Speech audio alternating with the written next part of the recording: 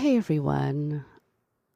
I hope everyone is doing well, taking care of yourselves. It has been an intense week. There's a lot going on in the world. And what's on my mind this week is race. Um, I had a difficult conversation with uh, someone in my line of work. And I hesitate to say difficult because it was difficult for them. And I had to educate them about this concept of race that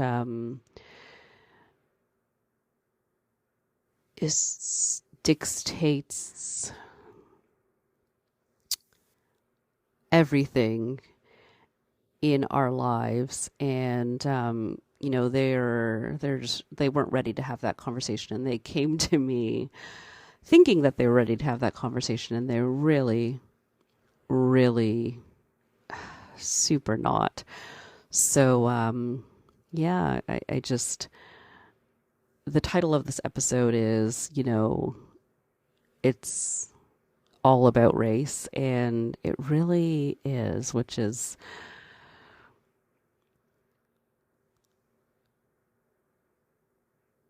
devastating, but also important for people to understand so that they can move beyond it and unlearn it.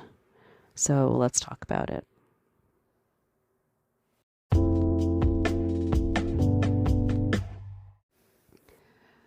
So I was having this leading a facilitation session just around, discussing like equity and inclusion. And, this person was sort of, speaking about that struggling with this concept of white privilege because, they were not a white Christian person. And, they believe that that is the, like I guess a Canadian white person. They were, had a different culture. So they, didn't think that whiteness applied to them. So they were like, oh, I don't know, white privilege. They struggled with that concept of white privilege. And so, I was like, yeah, it's something that you do have. That is a thing. Like when we talk about, white privilege, I was, kinder than that. I was like, well, let me explain to you what this privilege is. It's your proximity to whiteness and the whiteness that you have. You present as white, so you have white privilege. That's what it is. People will see you and you'll have some, benefit of that, privilege of being whiteness and et cetera, et cetera. So they were struggling with that concept. And, so they, again, the privilege that comes along with that is just, not backing down, not understanding. Nobody wants to be white until they want to be benefiting from whiteness. It's because, oh, I'm Italian. Oh, I'm this. Italian people and, Canada had a rough time. Polish people had a rough time. All this stuff, et cetera, et cetera, et cetera. You're talking about stuff that, you're, it is, like it just, how is someone looking at you and making these assumptions? And I was like, okay, that's absolutely true. That's, those are true things that did happen. Um, and, you know, can potentially continue to happen. And, that applies to people as well. So, this, so, she wouldn't let it go. And so afterward, just she's requesting to have a private conversation with me about, trying to really prove to me that she, not, you know, her people, but her personally, just does not experience white privilege. Like, screw everybody else. I need you, Denise, as a black woman, to give me a stamp of I can go into the world and tell people, like, this is what she's driving at. She's like, wants me to tell her that she can say, yes, I do not have white privilege. She wants that stamp of approval. And so, I was like, um, do you have these conversations with your peers? Like, do you talk about this in your family? Do you talk about this in your home, et cetera, et cetera? And she was like, no, I've never talked about it in my home. And I was like, okay, let's start there. I was just not having it. So I was like, let's start there. That's a privilege. That's a privilege that, race, like, when did you last, you're telling me about these stories of, oppression. Is this like something that it has been told? Is it history? Like, has this specifically happened to you? Did you come home and say, yeah, someone was, really discriminatory to me today because I'm, Italian? And yeah, no, that's hasn't happened to her in her life. So I was like, so you don't have these conversations. That's a privilege, because there are people that look like me that have these experiences on the daily, that have to talk to their children about the world that they live in, and they're going to be faced with racism and discrimination simply based on how they look, how to stay safe in this skin. These are things that that's part of my reality. That's going to happen, so that's something that we talk about on the regular. And she was like, oh, well, it's sort of, she's struggling at this point because I've, her first argument, I've already like shot it down.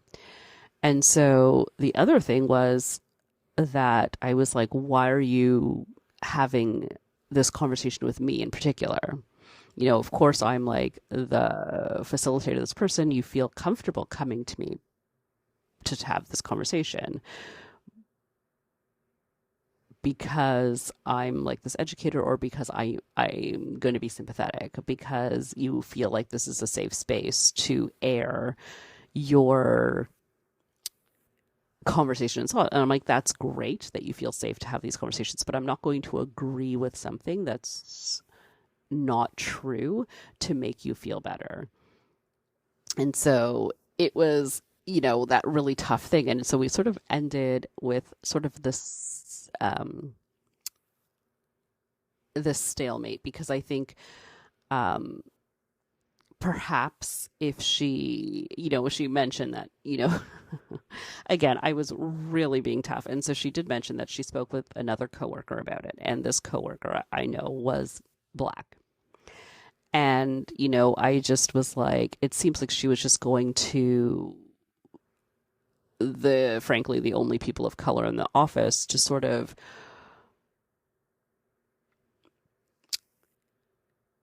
prove that, she can do no wrong and she has an out, that she's not white.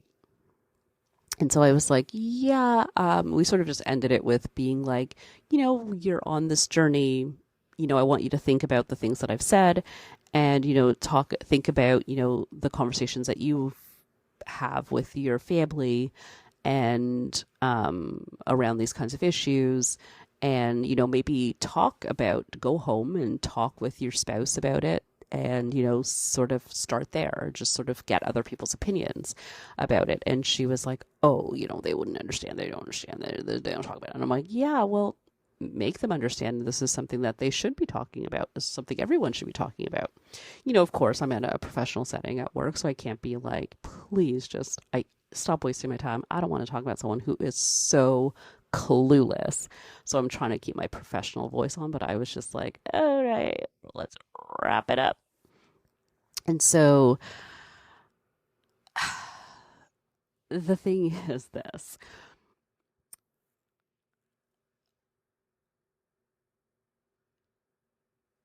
I'm not going to give you permission to be ignorant about race and racism because you're a nice person, because we're co-workers, or because you your you know ethnicity is just, not what you define whiteness as. If you present as white, you are going to have some connection to white privilege. I talk about it all the time. It's like that paper bag test. The closer you are to white, the more benefits you're going to have of white privilege. It's just, that's what white supremacy does. That's how it works. Read a book and don't corner me in my office trying to get me to like agree with your wholly ignorant views. It's just not going to work. And so it is a tough concept for people to grasp, but it's the truth with a capital T. I've had people say, oh, Denise, you always talk about race. Everything's always about race with you. And, white people telling me this. And I'm like, that's, why are you talking to me about this? That's on you. That's your people. Okay. Your people created race to make it all about race. Okay. And it is about race. Everything's about race because that's what your people did. Race determines who gets to be free, who gets money, who gets our sympathy, who gets access to education and healthcare and, everything. Everything is about race. Don't tell me it's not, because it is. Tell me something that's not about race, then I will be shocked. Tell me something that's not influenced by race, and I will be shocked. Show me a place in this world that isn't impacted by white supremacy, by um, by racism. Show me that place, and I will go there. I will go there quickly. It takes place in, people are like, oh, places where there aren't white people, no, there's colorism there, there's, colonization there. It's far reaching. It's one of the slowly seeping poisons that has, touched human nature. And it's all about race. It's all about race. It's we need to unlearn this terrible, terrible, terrible concept. It's not doing anybody any good. Well, it's doing, white people good. Obviously, but it not even. I mean, it's damaging them too, to have this belief in your innate superiority. I mean, that's not good for humanity and human beings. So it's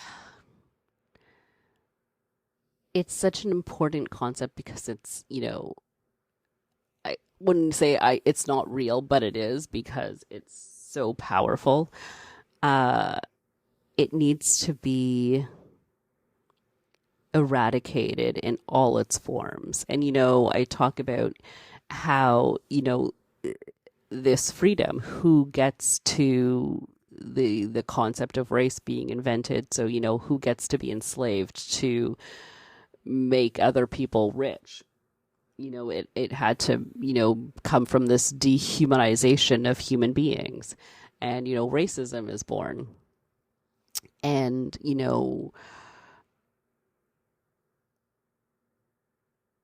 the the the lies and what it's done. It's so powerful. I talk all the time about how words are powerful, and they have the power to harm. People will do horrific, horrible things. Just recently with that Muslim child being murdered simply because he's Muslim. Racism did that. It it destroys. There's When people aren't willing to confront this idea, it gives it more power and more hold. And that's why I don't have the patience to deal with someone who's willfully ignorant in the fact that racism was created to give white people power and remove it from everybody else. And we see it in everything that you do. If you are paying attention, the lens of white supremacy is in everything. And once you know that, once you look for that, it's painfully obvious. And, I'm going to repost one of my favorite podcast episodes, that bubble. It's called The Bubble. And you can look for it, because I talk about that bubble of ignorance that white people get to live in, that privilege that they get to live in, and how, there's grown people that are like, I've never thought of the privilege I have for being white. And I was like, that is a privilege. That in itself is a privilege, that you don't even have to grapple with these concepts, that the world was designed and built for you, that you're untouched by even the concept of race. You can just be yourself, an individual. There are no limitations on you. That's freedom. That's the freedom I'm talking about, that doesn't exist for me.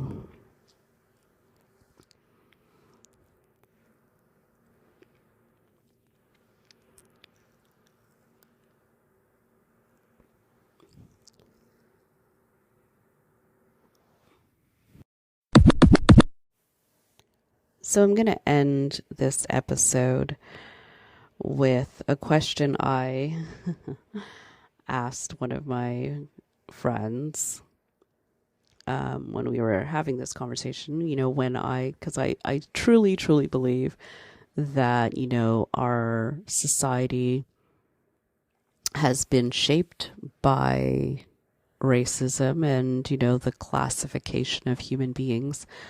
And so, when I talk about, the healthcare that, Black women receive, the healthcare that Indigenous people receive, it's impacted by racism. We've seen that recently with people, not being properly diagnosed. Just about the jobs that people get, the way people perceive me, just everything's been touched by it, how people perceive, him as a white man. So I was like, yeah. And I said, name something that hasn't been impacted by race. Name it. And I pose that question to you as well, as the audience listener. Name something. So I'll tell you that was 4 years ago that I posed that question to him. And I'm still waiting for an answer. Thank you so much for listening, and I will talk to you next time.